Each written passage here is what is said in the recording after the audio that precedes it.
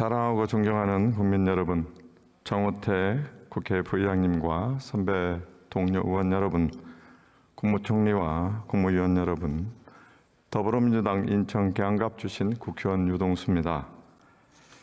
경제부총리께 질의하겠습니다.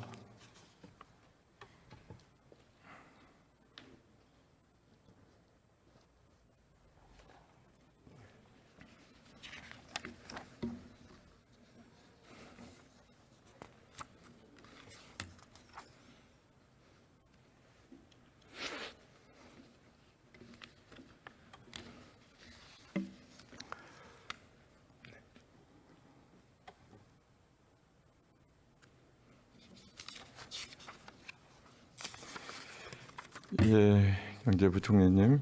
네.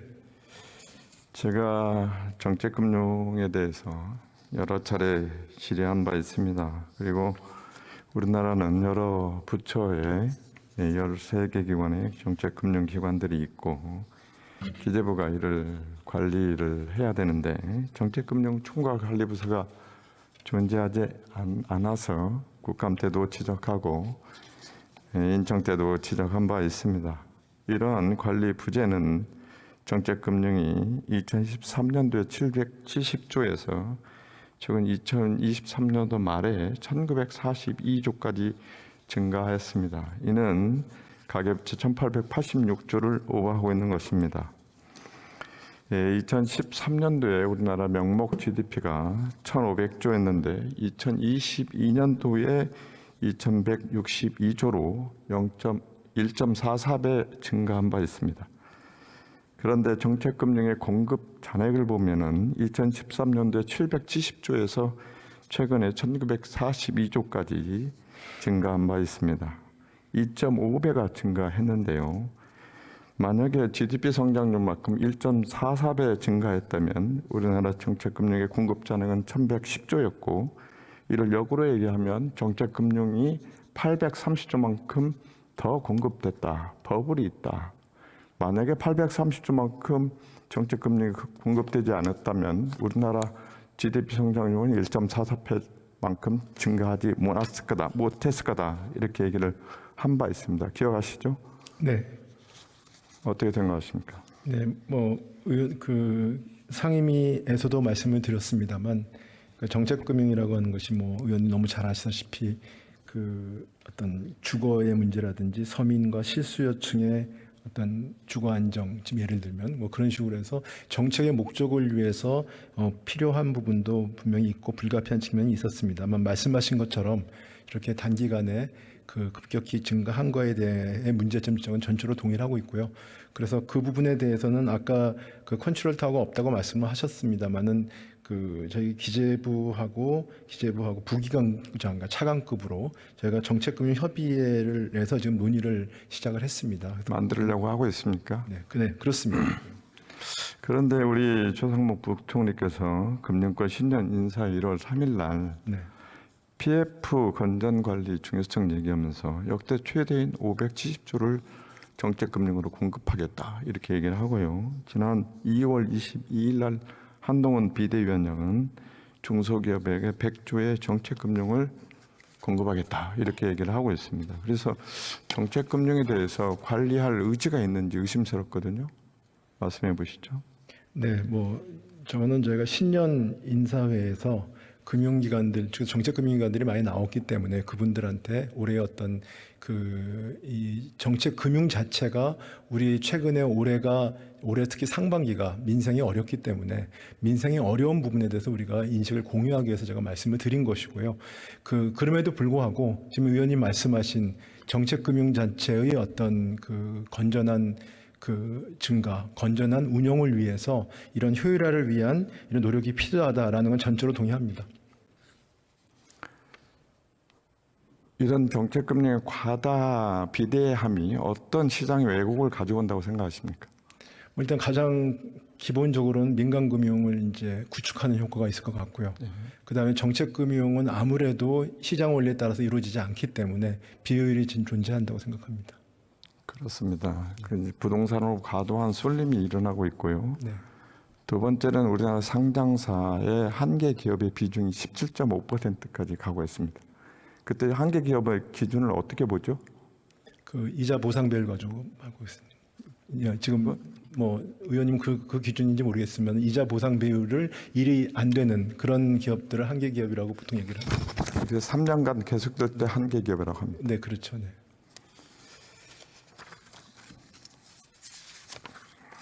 제가 지난 6월 13일 날 원희룡 전 국토부 장관에게 허그, HF, SGI 등의 깡통 전세 등에 대한 대위 변제 증가 원인을 분석해 달라고 했습니다. 그리고 여기에 대한 개선을 주문했는데 어떤 개선을 하고 있죠? 허그 부분은 제가 지금 이제 일단 허그 자체는 국토부에서 좀 관리를 하고 있기 때문에 제가 좀 더 좀 파악을 해서 나중에 보고를 드리겠습니다. 13개 보증기관의 대위 변제액을 보면요. 2022년도에 5조 8천억이었던 게 작년도에 13조 4,400억으로 130% 증가한 바 있습니다. 이렇게 어마어마한 폭증에 대한 대책이 있습니까? 원인은 뭡니까? 지금 주택에 대한 이런 정책 금융기관도 마찬가지고, 그다음에 중소기업에 대한 예를 들어 정책 금융기관도 마찬가지입니다. 말씀하신 대로 이제 위기가 나거나, 그다음에 굉장히 많은 서민들이 어려움이 줬을 때는 어떤 그 기간 동안에는 정책 목적을 달성하기 위해서 집중적으로 대량 공급을 할 수밖에 없는 그런 상황도 있습니다. 근데 이제 그 기간이 지나고 났을 때 그런 부분들을 이제 적절히 심사를 해서 그다음에 연착륙을 시켜나간 노력이 필요했는데 그런 부분 노력이 좀 부족했었다, 이렇게 평가를 합니다. 네.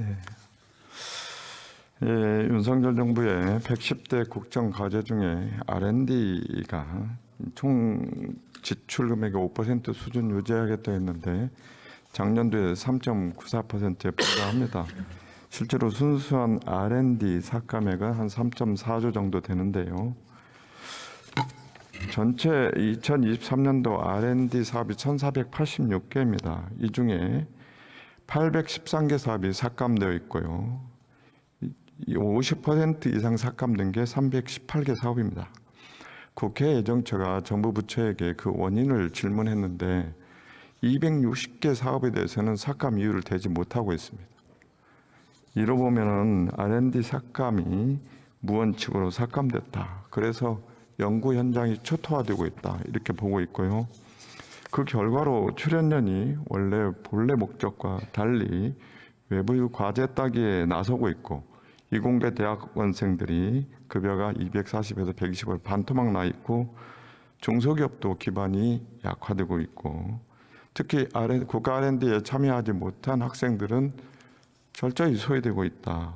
그래서 부총리께 건의드리면 실태조사를 한번 철저히 하시고 이를 연구 현장 정상화를 위해서 예산을 보관하는 추경을 한번 실시하는 건 어떻게 생각하십니까?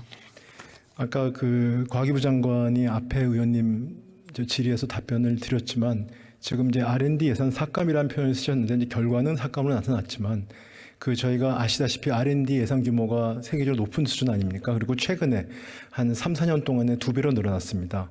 그렇기 때문에 2배가 아니고 50% 이상 늘어났습니다. 50% 이상 늘어났습니다. 근데 그런 과정에서 여러 가지 비효율적인 부분이 있다라는 지적이 많았기 때문에 이걸 점검하는 과정에서 나온 결과가 그것입니다. 그렇지만 국회 논의 과정에서 현장의 목소리 좀 들어가지고 보완을 좀 했고요. 그래서 올해는 이런 R&D의 새로운 어떤 저희가 거버넌스와 그다음에 R&D의 R&D가 R&D다운, 그러니까 국가 R&D가 R&D다운 R&D를 할 수 있도록 운영을 하면서 그런 게 시스템이 갖춰지고 나면은 대통령께서도 늘 말씀하셨듯이 윤석열 정부가 가장 주안점을 두는 건 과학기술입니다. 그렇기 때문에 그런 R&D다운 R&D에 대해서는 윤석열 정부는 앞으로 적극적으로 지원할 그럴 계획을 갖고 있습니다. 지금 PPT 보시면 이거는 수소 산업에 대한 R&D 삭감인데요. 수소 산업은 국가 전략 기술로 투자세액 공제를 과감히 확대했습니다. 그런데 이 전략 기술에 대해서도 R&D 삭감한 사례입니다. 어떻게 생각하십니까? 제가 수소 관련된 부분을 지금 찾아봤더니 이제 아까 제가 말씀드린 국가가 R&D 지원하는 건 두 가지 방식이 있습니다. 하나는 재정이 직접 지원하는 방식이 있고요. 그다음에 세제 지원을 하는 방식이 있습니다. 재정이 지원하는 방식은 지금 30조에 가까운 금액이 있고 세제 지원을 하는 건 한 7, 8조 됩니다. 근데 국가가 R&D를 지원하는 거는 민간이 할 수 있는 걸 국가가 지원하면 직접 하면 안 되지 않겠습니까? 그래서 민간이 하고 있는 것 중에서 국가 전략기술이라고 하는 부분들은 세제 지원을 통해서 인센티브를 주는 것이고 민간이 하지 못하는 것들 그리고 원천 기술 이런 부분에 대해서 이제 국가가 재정 R&D를 하는 것인데 말씀하신 수소를 찾아봤더니 그 세제 지원한 부분들은 그 민간의 역량이 성숙된 부분들은 세제 지원을 확대했고 그다음에 사업 종료가 돼 있는 것이 12.8% 감액이 됐고 그다음에 그 대신 안전이나 필수 기술 국산화가 필요한 부분들의 국가 재정 지원이 필요한 사업에 대해서는 신규 반영을 했습니다. 그래서 나름대로 이 세목에 대해서는 그게 제가 또 따로 설명을 드릴 수 있는 걸 가지고 있습니다. 지금 지적한 내용에 대해서 기술 파트에서 제가 검토한 바니까 한번 부총리님 검토해 주기를 부탁을 드립니다. 네. 여러 의원님들이 지적을 했는데 총 국세 대비 근로소득의 비중이 이렇게 증가한 건 알고 계시죠? 14.5%에서 17.2%로 증가했습니다. 네네. 그렇죠? 네. 네. 자산소득과 근로소득 중에 세제의 혜택을 준다면 어디에 주고 싶습니까? 그거를 그렇게 그냥 예를 단문으로 보시니까요. 네, 그거는 뭐 일단은 근로소득의 그 세제 혜택을 주는 것이 일단은 그 근로의 성실 우리 근로가 우리 GDP에서 차지하는 그 노동의 비중으로 봤을 때 일단 먼저 우선되어서 생각합니다만 지금 말씀하신 그 통계는 그 자본의 흐름은 뭐 질문 계속 하십시오. 네, 죄송합니다.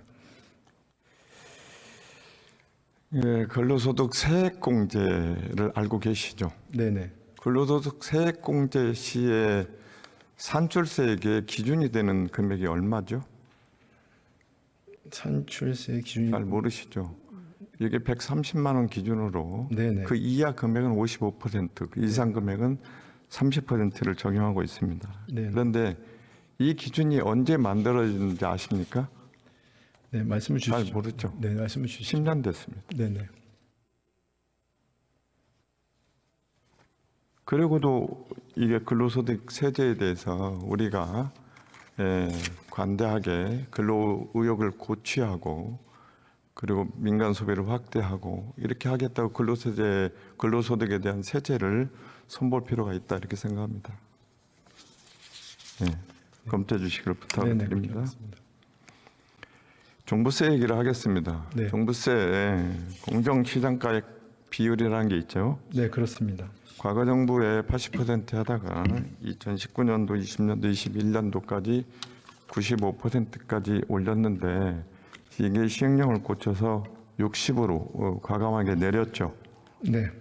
그렇죠. 네, 그렇습니다. 그런데 2019년도 대비 공시지가는 주요 아파트의 경우에 한 33% 증가한 바 있습니다. 서울 시내 25개 구의 세대 기준으로 제가 아파트 종부세액을 계산을 해봤더니 최고세 2022년도 1년도에 비해서는 93% 1세대 1주택의 경우에는 93% 감소하고 보통 70에서 80% 정도 감소한 바 있습니다. 이래서 이 기준이 2019년도로 되돌렸습니다. 그리고 2주택의 경우에는 2019년도 대비 46%나 급감시켰습니다. 이 세제는 공정하다고 보십니까? 그 공정에 대해서 물어보시니까 이거는 뭐 그 한마디로 말씀드릴 수도 없습니다만 윤석열 정부 출범하면서 종부세와 관련되고는 과거의 종부세 수준이 너무 과도하다라는 그런 지적을 담아서 제가 국정과제에 담았습니다. 그래서 그래서 그 종부세 부담을 함정 수준 완화하기 위해서 지금 종부세 공정시각 가입 비율을 60%로 유지를 하는 것입니다. 합리적 수준에 대해서 완화하는 것에 대해서 이릉타당하다고 저는 생각합니다. 그러나 이걸 2019년까지 돌린 건 너무 과하다 이런 생각을 들고 그 결과로 지금 종부세 세액이 작년도에 2조 정도 세감이 있습니다. 이 부분에 관해서 좀 더 검토를 하시고 공정시장가액 비율을 좀 더 정상화할 필요가 있다고 생각하는데 검토해 주시기 부탁을 드리겠습니다. 네, 뭐 올해 부분에 대해서는 제가 검토 다시 하겠습니다. 예. 국토부 장관님 와주시면 좋겠습니다.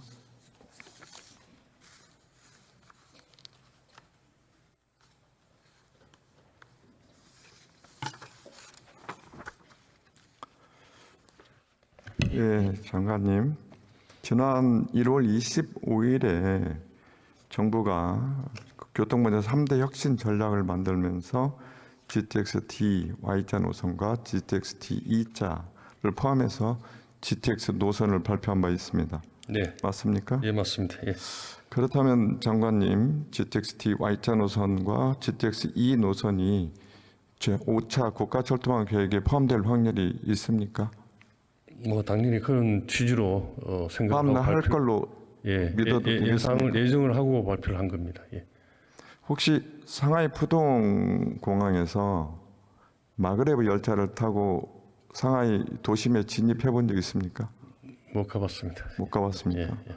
한 400km 정도 가는데요. 8분이면 상하이 푸동 공항에서 상하이 시내에 접근합니다.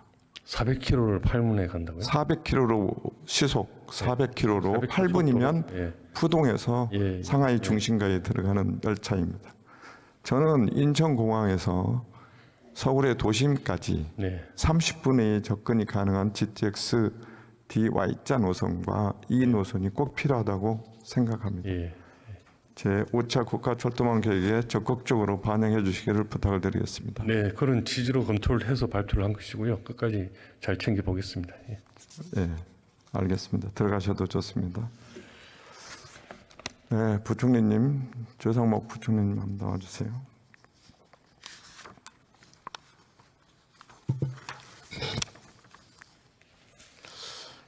예, 금투세 얘기를 한번 하려고 합니다. 이게 20대 국회에서 수많은 사람들이 연구해서 만든 우리 당 더불어민주당의 자본시장 특위에서 만든 핵심 과제의 책입니다. 이게. 네. 여기에 전문가들이 거의 30분 정도가 참여했습니다. 장관님, 지금 금융 상품에 대해서 이게 어떤 양도세인지 배당소득인지 아니면 주식과세인지에 대해서 답변할 수 있는 사람이 굉장히 힘듭니다. 찾기 어렵습니다. 현장에서도 이 세액을 계산해주는 용역회사가 별도로 있다고 합니다. 대한민국의 금융투자자들이 내 세금이 어떤 세로 해당이 되는지를 모르고 있는 실정입니다. 그래서 장관님, 네. 지금 내년도 예정되어 있는 금융투자소득세에 대해서 비과세 소득이 5천만 원까지지 않습니까? 네. 이게 지금 금융시장에서 받아들이기 어렵다면 비과세 한도를 대폭 올려서 예를 들어서 5억까지 비과세를 하자. 이렇게 할 수도 있는 거 아닙니까? 우리나라 국민들 5억 이상 번 사람이 세금 내라고 하면 다 내는데 동의할 거로 생각합니다. 이렇게 금융투자 소득이 가지고 있는 근본적인 장점을 살리고 비과세의 폭을 넓히고 필요하다면 시행을 더 유예하고 이렇게 하면서 우리나라 자본시장이 성숙되기를 기다리는 세제를 도입할 필요가 있는데 정부는 이를 금융투자소득세를 폐지하자 이렇게 하는 건 역사를 뒤로 돌리는 길입니다. 우리 장관님도 차관 시절에 2016년도에도 과세가 필요하다고 한 적 있지 않습니까? 그렇죠? 그래서 제가 본 의원님 얘기한 걸 충분히 검토해 주시길 부탁을 드리겠습니다. 네, 금융에 대한 과세는 제가 몇 번 말씀드렸지만 개인 소득세와는 달리 과세 형평뿐만 아니라 그다음에 이제 자산의 그 금융시장 간의 이동이라든지 국가 간의 이동, 그 대내 경제 여건을 같이 종합적으로 고려를 해야 됩니다. 그래서 일단 금융투자소득세를 폐지하기 위해서는 그 폐지 법률안 자체를 국회 논의돼야 되기 때문에 의원님 말씀하신 거를 같이 감안을 해서 저희가 논의에 참여를 하겠습니다. 네.